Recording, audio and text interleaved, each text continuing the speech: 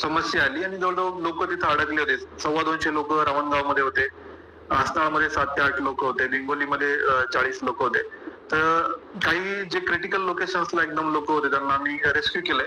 आमची सकाळपासून पहाटे 4:30 पासून आमची रेव्हेन्यूची टीम तिथं हजर आहे आणि एसडीआरएफच्या पथकाने पण बचाव कार्य सकाळी चालू केलंय. त्यामध्ये जे झाडावर अटकलेले जे 8 लोक होते, मशिदीवर 4 लोकांनी आसरा घेतला होता आणि भासणाळा एक बुरुज आहे, त्या बुरुजावर पण 8-9 लोक अडकलेले होते. या सर्वांना आम्ही रेस्क्यू केलेलं आहे. आता जे उर्वरित लोक आहेत ते तसं सध्या सुरक्षित ठिकाणी आहे, परंतु पाण्याने वेढलेले आहेत, तर त्यांना बचाव कार्याचं काम चालू आहे. तर या कामी एसडीआरएफची टीम आहे, पोलिसांची क्विक रिस्पॉन्स टीम पण त्या ठिकाणी पोहोचलेली आहे आणि अतिरिक्त मदत आम्हाला लागेलच म्हणून आम्ही बॉम्बे सॅपर्स म्हणून आर्मीचं जे युनिट आहे छत्रपती संभाजीनगरचं, तर त्यांना आम्ही पाचारण केलेले, ते पण आता पोस्ट आहेत. तर प्रामुख्याने सध्या रेस्क्यूचं काम हेच आमचं प्राधान्याने आम्ही करतोय, या लोकांना सोडवणे. दुसरीकडं जी प्राण्यांची हानी मोठ्या प्रमाणावर झालेली आहे, विशेषतः शेळ्या आणि जनावरं जे आहेत ते मोठ्या प्रमाणावर दगावलेले आहेत. याचा आकडा निश्चित करण्याचं काम पशुसंवर्धन विभाग करतोय, परंतु संख्या 150-200 पेक्षाही जास्त आहे, तर ते आपल्याला लवकरच कळेल.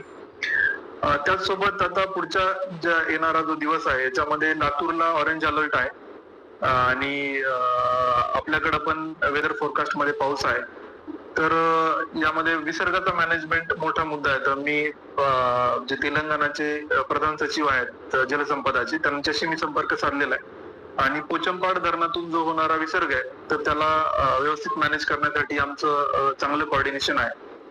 बिदर कलेक्टर आहे, लातूर कलेक्टर आहे, यांच्यासोबत पण आम्ही एक आता चर्चा केली. दुर्दैवाने तिकडून येणारा जो फ्लो आहे तो अनकंट्रोल्ड आहे, परंतु तिथल्या ज्या फ्लो लेवल्स आहेत तर त्या वेळोवेळी आम्हाला ते शेअर करतायत. परंतु सुदैवाने आता पाऊस थांबलाय आणि पाणी पातळी थोडीशी ओसरलेली आहे, तर जे उर्वरित जे बचाव कार्य आहे ते आम्ही लवकरात लवकर पूर्ण करू. काही लोकांना जेवणाची व्यवस्था कालपासून नाही असते. हो, काही लोकांना जेवणाची व्यवस्था नाहीये कारण ते अडकलेले आहेत, तर ती पण मी आमच्या रेव्हेन्यूच्या टीमला सांगितलंय, ते लवकरात लवकर त्यांच्यापर्यंत पण आपली टीम पोहोचेल आणि लवकरात लवकर त्यांना ही सगळी मदत पोहोचेल.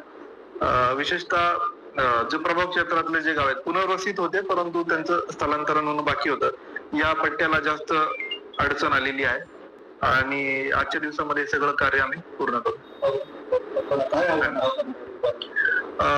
नागरिकांना सगळ्यांना माझं आव्हान आहे की आपण कुठल्याही अनावश्यक कामासाठी म्हणजे फार अत्यंत क्रिटिकल काय असेल तरच बाहेर पडा, शक्यतो बाहेर पडू नका, घरात थांबा, काळजी घ्या. कारण पावसाचं प्रमाण आपल्याकडे आज सांगितलेलं आहेच, अलर्ट आहे, परंतु त्याचसोबत आपल्या जिल्ह्यामध्ये इसापूर धरणाचा जो विसर्ग आहे तो पण आहे. त्यानंतर पैनगंगा पूर्ण इकडचा पण आपल्याला आवक